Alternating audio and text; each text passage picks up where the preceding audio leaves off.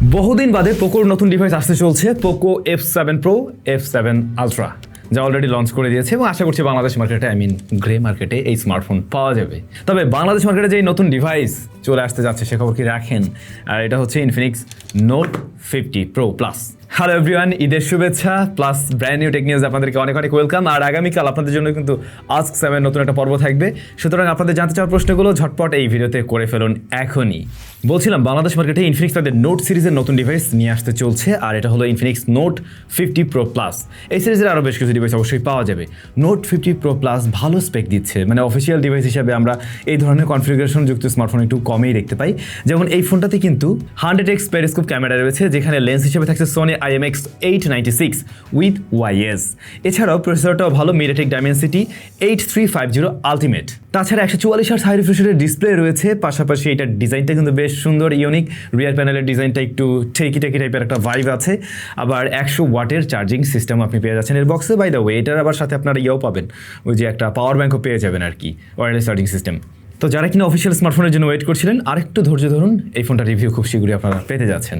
এদিকে কোয়ালকম তাদের আরও একটি নতুন এসওসি নিয়ে আসলো, কোয়ালকম স্ন্যাপড্রাগন 8S Gen 4, যা 4nm এর একটি প্রসেসর এবং এটা সর্বোচ্চ ভিডিও রেকর্ড করতে পারবে 4K 60 fps এ, 8K 60 fps এর ভিডিও রেন্ডার করতে পারবে এবং স্টোরেজ টাইপ হিসেবে সর্বোচ্চ সাপোর্ট নিতে পারবে UFS 4.0।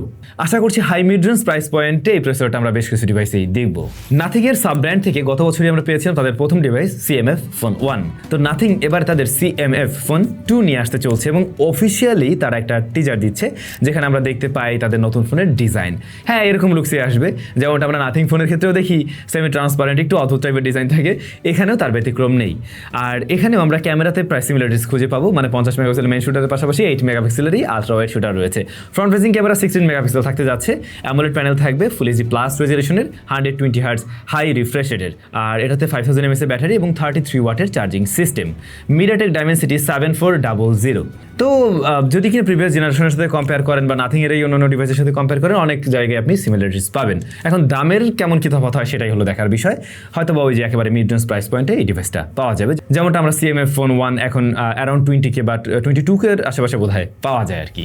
বলছিলাম পোকো মাঠে ফিরে আসতে যাচ্ছে তাদের নতুন দুইটা ডিভাইস দিয়ে, পোকো F7 Ultra, যার ইন্টারন্যাশনাল প্রাইস $649। ফোনটাতে রয়েছে 2K OLED প্যানেল, এটা TCL এর প্যানেল, TCL এর তৈরি করা প্যানেল আর কি, 120Hz high refresh rate, 1800 nits peak brightness রয়েছে। স্ন্যাপড্রাগন 8 Elite থাকছে, আপনি সর্বোচ্চ প্রসেসরটা পেয়ে যাচ্ছেন এখানে, পোকো যেমনটা করে আর কি, ওই ফ্ল্যাগশিপ কিলার। আবার এটাও আপনি জানেন পোকোর ডিভাইসগুলো মূলত ওই রেডমির রিব্র্যান্ডেড ভার্সন, সেটা আপনি খুব ভালো করে জানেন। এনিওয়ে, এটাতে 50 মেগাপিক্সেলের মেইন শুটার রয়েছে, যেখানে লাইট হান্টার 800 থাকছে। এছাড়াও রয়েছে 50 মেগাপিক্সেলের telephoto zoom lens, 2.5x optical zoom পাওয়া যাবে, 32 মেগাপিক্সেল আলট্রা ওয়াইড শুটার এবং ফ্রন্ট ফেসিং ক্যামেরা 20 মেগাপিক্সেলের, 5300 mAh এর ব্যাটারি, 120 ওয়াটের চার্জার অ্যান্ড 50 ওয়াটের ওয়্যারলেস চার্জিং সিস্টেম সাপোর্ট নেয় এই ডিভাইসটা। অন্যদিকে প্রো তার দাম রেখেছে $499, যেখানে আমরা 50 মেগাপিক্সেলের মেইন শুটার দেখি, 8 মেগাপিক্সেল আলট্রা ওয়াইড শুটার দেখি এবং 20 মেগাপিক্সেলের ফ্রন্ট ফেসিং ক্যামেরা দেখি। ডিসপ্লেটা 2K OLED প্যানেল অবশ্যই এবং 120Hz high refresh rate offer করছে। স্ন্যাপড্রাগন 8 Gen 3 আর 6000 mAh এর ব্যাটারি, 90 ওয়াটের চার্জিং সিস্টেম। সো এই প্যাকেজটাও কিন্তু খারাপ না, যদি দামটা মোটামুটি একটা ভালো জায়গায় নিয়ে আসতে পারে আর কি। আমরা তো দেখছি আপাতত $500 মতো, বাংলাদেশ আসলে কি হয় সেটাই দেখার বিষয়।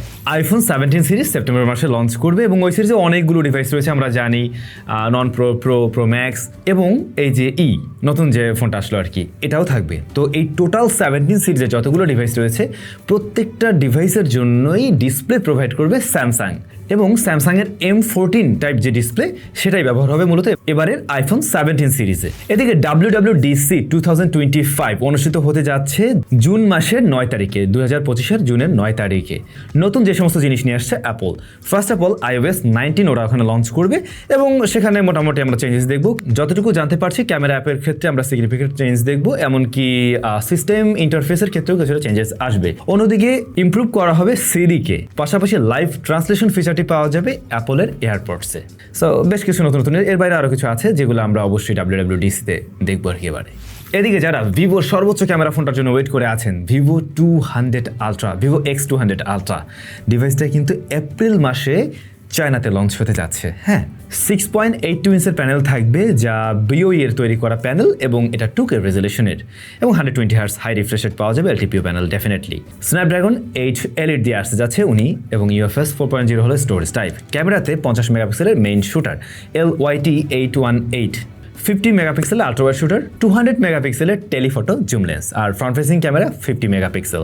ব্যাটারিটাও বড় সড়ো আছে 6000 mAh এবং 100 ওয়াটের চার্জিং সিস্টেম দিয়ে আসছে এই ডিভাইস। দেখা যাক চায়না মার্কেটে কেমন দামে তারা লঞ্চ করে তাদের এই নতুন ডিভাইস, এবং বাংলাদেশ মার্কেটেও আপনার লঞ্চ দেখবেন যে এই ফোন চলে আসছে। তো ভাই ব্রাদার, এই ছিল মোটামুটি আজকের টেক নিউজ। আর আগামীকাল যেহেতু আজকে থাকবে, প্রশ্নগুলো ঝটপট করে ফেলুন। প্লাস কালকে কিন্তু একটা গিভের রেজাল্ট দেওয়া হবে। যারা ওই গিভেতে অংশগ্রহণ করেননি, ভিডিও ডেসক্রিপশনে আমি লিঙ্কটা দিয়ে দিলাম, এখনও অংশগ্রহণ করে নিতে পারেন, কারণ রেজাল্ট তো কালকে দেওয়া হবে। হয়তো আপনিও উইনার হয়ে যেতে পারেন। গিফট তো কম না, 8টা গিফট। সবাই ভালো থাকবেন, সুস্থ থাকবেন, দেখা হচ্ছে তাহলে আগামীকাল নতুন ভিডিওতে।